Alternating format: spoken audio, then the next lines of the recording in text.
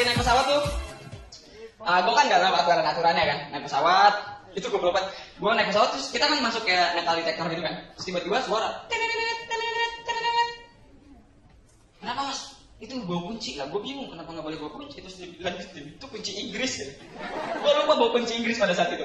Ya gue mikirnya kan kali aja gitu pesawatnya mau di tengah jalan bisa gue benerin gitu kan. Ya kan? Businya tiup. Dan itu pertama kali naik pesawat tuh parno gue, bener parno. Lagi naik pesawat gitu kan. Oh, bu kita terbang. Ya. Terus turbulence kan kalau misalnya pesawat nabrak awan itu kan diterek. Terus gue tanya, gue panik kan, parno. Gue tanya si mbak pramugarinya itu, mbak ini kok pesawatnya getar-getar. Terus mbaknya santai banget, enggak mas, tadi ada gajrugan. Ada gajrugan coy, ini polisi. Sekarang bukan polisi tidur dong, polisi ngambang lah ya. Terus pas pesawat turun, itu kan kita turun semuanya dan pramugari ada di pintu kan. Terus bilang, selamat jalan, selamat jalan, selamat jalan, selamat jalan, selamat jalan, selamat jalan, selamat jalan. Taunya pakai recorder aja. Dan suara pramugari itu biasanya berubah-berubah cuy. Selamat jalan, selamat jalan, selamat jalan, selamat jalan, selamat jalan, selamat jalan, selamat jalan, selamat jalan, selamat jalan, selamat jalan, yuk selamat jalan yuk. Itu suaranya itu loh, kalau lu perhatiin itu berdasarkan siapa yang keluar. Kalau ganteng, selamat jalan. Kalau biasa aja, selamat jalan. Kalau jelek, tuh pintu.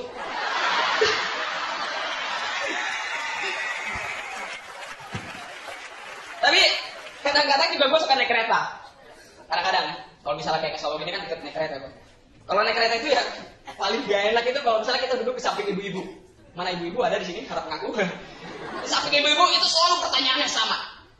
Adek mau kemana? Kuliah apa kerja? Pasti kan? Adek mau kemana? Ke Solo bu. Oh ke Solo. Kuliah apa kerja? Kuliah bu, kerja. Kuliah di mana? Di UIN. Oh di UIN ya, ada tuh teman ibu tuh, ya, teman ibu tuh siapa di UIN? Ada itu bener, siapa ya namanya? Ada tuh di UIN itu ada bener teman ibu tuh siapa namanya? Ada kok nggak namanya siapa? Ya nggak tahu. Nggak tahu. Dikata anak UIN cuma 10 orang. Oh iya deh maaf deh iya deh nggak tahu ya. Aduh siapa ya namanya siapa ya? Irfan ya Irfan. Nggak tahu Irfan ya, nggak tahu bu, nggak tahu Irfan ya. Aduh, kalau ini Jokowi kenal ya, itu mah presiden. Oh iya maaf, kenal ya sama Jokowi ya. Kalau ini Budi dari Palembang kenal. Sih. Pertanyaan adek mau kemana itu akan selalu dilontarkan kalau lu duduk di samping ibu-ibu, bener gak? Pasti itu. Mudu nandi. Pertama kali ke Jawa gue kayak gitu. Apa tuh artinya? 15.000 jungking. Itu pasti ibu-ibu itu akan selalu bertanya itu, adek mau kemana? Ini gue takut ibu-ibu saking keseringannya bertanya seperti ini. Gue naik pesawat jurusan Solo, ibu-ibu tetap nanya kayak gitu. Adek mau kemana? Bu, ini pesawat ke Solo, bu. Gak mungkin saya turun tengah jalan, bu. Ibu-ibunya teriak, sotoy. Ini saya mau turun. Ibu. Balik lagi ke cerita pesantren gue ya. Di sini ada anak SMA ya, kuliah atau SMA biasanya suka banyak bullying, senioritas. Sekarang di pesantren itu kental banget senioritasnya. Ada yang pernah lihat STPDN, gue kulit, gue mengalami lebih parah dari itu. Itu sering banget gue disuruh ngambil nasi, tapi pakai jatah gue. Jadi misalnya siang, Win, ambil nasi. Itu lauknya pakai jatah gue. Jadi pada saat itu gue gak makan lauk, nasinya aja sama kuah. Itu beneran. Saking seringnya, gue kesel ya. Dulu gak makan siang di pesantren tuh gila. Makan, itu sebelum gue ambil gitu kasih lauk, gue ludahin dulu. Gue ada kali.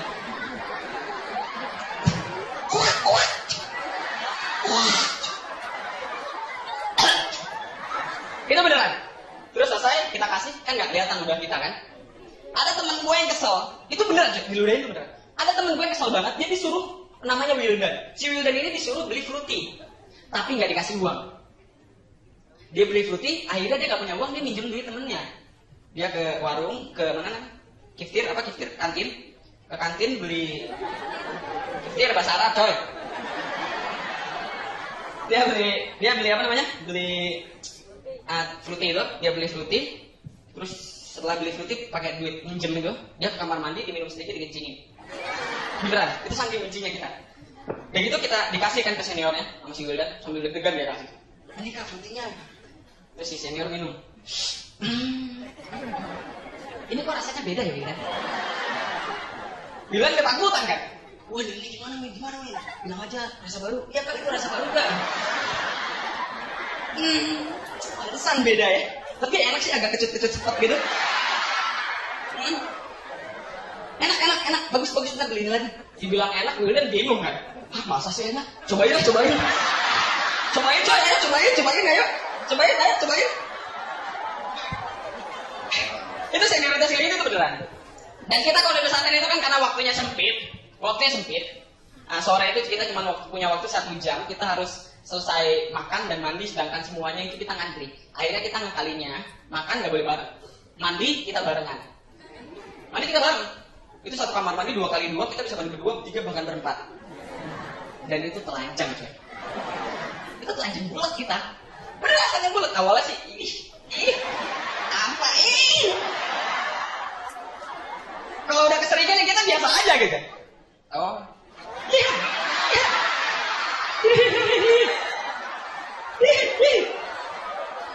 Itu saking seringnya udah kita biasa aja gitu. Awal pertama kali mandi pakai sarung, pakai kain gitu kan. Lama-lama kita biasa aja pakai celana dalam aja. Dilepas. Celana dalam doang. Lama-lama kita biasa aja celana dalam lepas. Lama-lama titiknya lepas. Itu kita biasa aja. Dan biasanya karena kamar mandinya terlalu sempit 4 orang untuk 2x2, itu biasanya 3 orang mandi, 1 orang berak. Kalau nggak muat. Itu pasti. Yang mandi enak, yang berak coy kasihan. Dia berak gini kan. Terus kena cipratan air, kena sabun dah, kena sampo dah. Udah dia selesai berak nggak usah mandi lagi. Yang mandi enak, dia tuh nggak mandi berdiri semua dan lihat tatapan muka. Yang berak coy jongkok, liatin orang berdiri, liatin apanya. Enak nggak enak? Ngeliat, wih gede, wih kecil, wih kok nggak ada, wah cewek. Itu kita, gue dari kelas 1 SMP sumpah, dari kelas 1 SMP sampai kelas 6, 3 SMA itu gue mandi bareng terus. Gue sampai tahu perkembangan titik gue dari segede gini sampai segede gini. Titik teman gue tahu semuanya. Tahu. Itu saking seringnya kita mandi bareng coy. Akrab kita. Kita mandi bareng itu tapi kita sabunan ya, tapi nggak saling sabunin juga. Satu hal yang paling kita takutkan ketika mandi bareng adalah ketika ada satu anak yang ngaceng.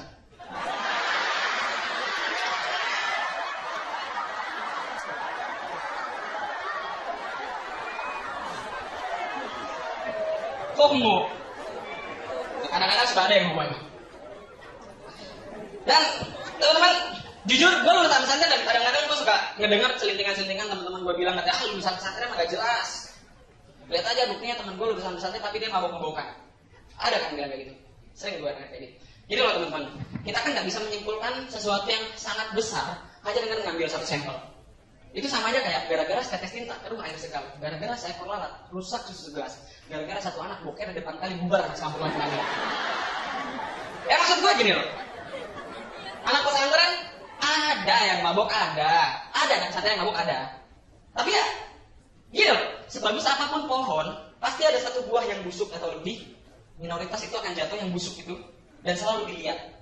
Dan yang bagus ada di atas dan nggak pernah kelihatan karena ketutupan daun.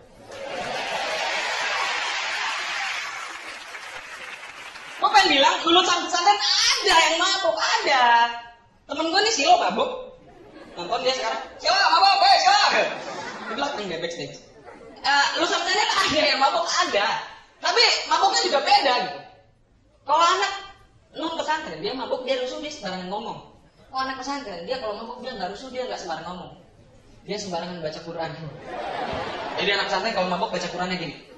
Iya, toko dibungkus anduka. Dan bacanya dalam gereja. Selesai baca pendetanya ngomong Allah. Nah ini yang mabuk siapa? Soalnya gini teman-teman, kita lihat output pesantren yang mabuk-mabukan misalnya. Kita ambil contoh output pesantren yang mabuk-mabukan. Padahal dalam suatu pendidikan itu ada istilah input, output, dan transformasi. Output siapa yang masuk nih ya. Input siapa yang masuk, transformasi masa pendidikan, dan output siapa yang keluar. Ada istilah garbage in, garbage out. Ada yang pernah dengar itu? Pesantren, sekarang ini pesantren siapa yang masuk? Yang masuk pesantren siapa? Ya anak-anak bandel yang udah gak sanggup orang tuanya urusin, anak-anak yang gak mau diurus sama orang tuanya, anak-anak mabuk, anak-anak yang benar-benar udah bandel banget gitu. Gua enggak juga. Iya kan? Ya kan? Sekarang SMA unggulan, mau dibandingin sama SMA unggulan. Siapa yang masuk SMA unggulan? Siapa yang masuk SMA unggulan? Anak pintar yang disaring lagi. Pintar dari pintar, baru dia bisa masuk SMA unggulan. Ya mana mungkin juga seorang anak yang cerdas dari awal dia sekolah di SMA unggulan keluar jadi tukang semen. Gak ada. Anak pesantren siapa yang masuk, coy? Ya begitu. Tapi aneh juga gitu. Sistem pendidikan kayak anak SMA unggulan cuma buat orang-orang pintar dan disaring lagi. Kita niatnya pengen sekolah itu kan karena kita bodoh, pengen belajar supaya pintar. Tapi kok ini harus pintar dulu baru bisa sekolah. Bener? Itu sama kayak gue sakit, gue pengen berobat, milih rumah sakit yang bagus, pas masuk dibilang sama dokter, kamu ngapain di sini? Saya sakit pak, udah sembuh belum? Ya belum, pak. Keluar dulu, sembuh dulu baru boleh sini. Anjir, mati gue coy. Sebelum mati, sebelum itu, terus gue pengen taubat ke masjid. Aduh, gue pengen ke masjid nih. Pengen taubat, tapi sayang, maksiat dulu. Baru taubat. Pas taubat tiba-tiba dicegat sama Pak Kiai. Kamu ngapain di sini? Mau ibadah, Ustaz, biar masuk surga. Iya, kan masuk surga, pengen ibadah. Udah masuk surga belum? Ya belum, Pak, saya belum mati. Itu coy. Itu aja. Nah.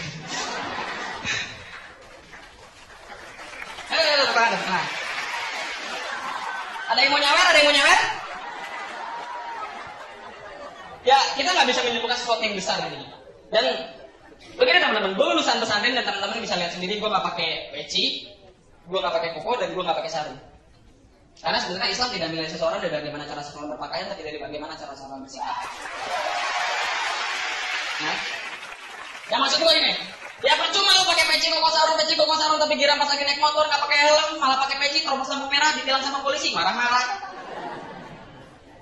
Naik ke peci nggak pakai helm, terobos lampu merah, ditilang sama polisi gitu. Apa? Sebenarnya? Anak STMK? Oh, ini tanah Allah. Ini tanah Allah.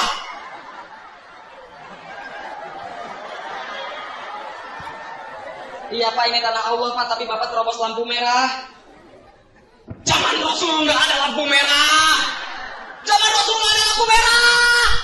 Iya Pak, zaman Rasul nggak ada lampu merah Pak, tapi zaman Rasul juga nggak ada motor 2 tak. Kalau Bapak mau terobos lampu merah Pak, jangan naik motor, naik onta. Onta nggak ada yang 2 tak. Sakarat muat.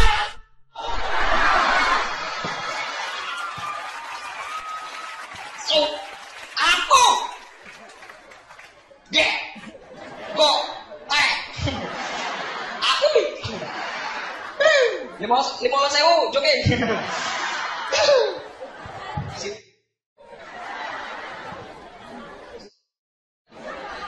Ya maksudnya begini teman-teman, ya percuma pakai peci koko sarung gitu kan, karena menurut gue gini, fungsi pakaian itu ada 2, visual dan fungsional menurut gue. Visual enak dilihat, dan bisa merepresentasikan sikap. Ya percuma pakai peci koko sarung, tapi geram pas lagi bulan puasa, ada warteg buka, padahal udah kasih tirai tapi tetap digerebek. Padahal katanya digerebek atas nama Allah. Emang lu pernah lihat gitu Allah turun di jalan gerebek warteg? Maksud gua, ya jangan digerebek lah. Kasihan. Gua belum kenyang. Mereka berteriak ingin dihargai, tapi mereka nggak menghargai siapa yang bukan agama mereka.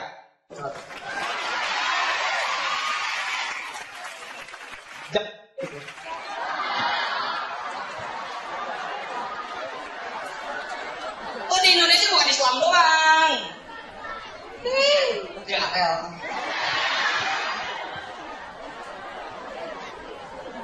Karena gini, ya percuma gitu pakai peci koko sarung, giliran pas lagi ceramah di atas panggung.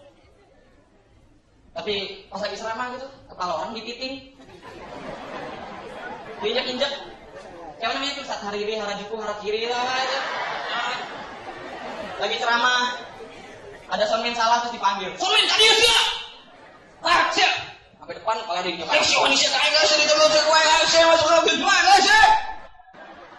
Ya maksud gue gini loh. Lu pengen nginjek kepala orang, lu pengen berantem, lu pengen pecahin kepala orang ya bebas, serah ya. Tapi pakaian ceramahnya lepas dulu. Ya, gue bilang pakaian ceramah bukan pakaian Islam, gak ada pakaian dalam Islam. Yang penting hanya menutupi aurat dan tidak menunjukkan tubuh. Gue kan lepas dulu pakaian lu. Lepas dulu gitu pakaian ceramahnya, lepas dulu. Toh kalau kita lihat Smackdown, The Rock juga pas lagi di Mac gak pernah pakai peci. Ya kan? Stone Cold pas lagi nyemek gak pernah pakai sarung coy. Repot soalnya ngangkat dulu baru nendang. Oh ya. Rapiin lagi. Wah, kan. Karena menurut gue ini loh, orang yang kepalanya diikat sama sorban, tapi kelakuannya enggak, itu bukan manusia. Itu piccolo. Terima kasih, Pak Zawin. Jadi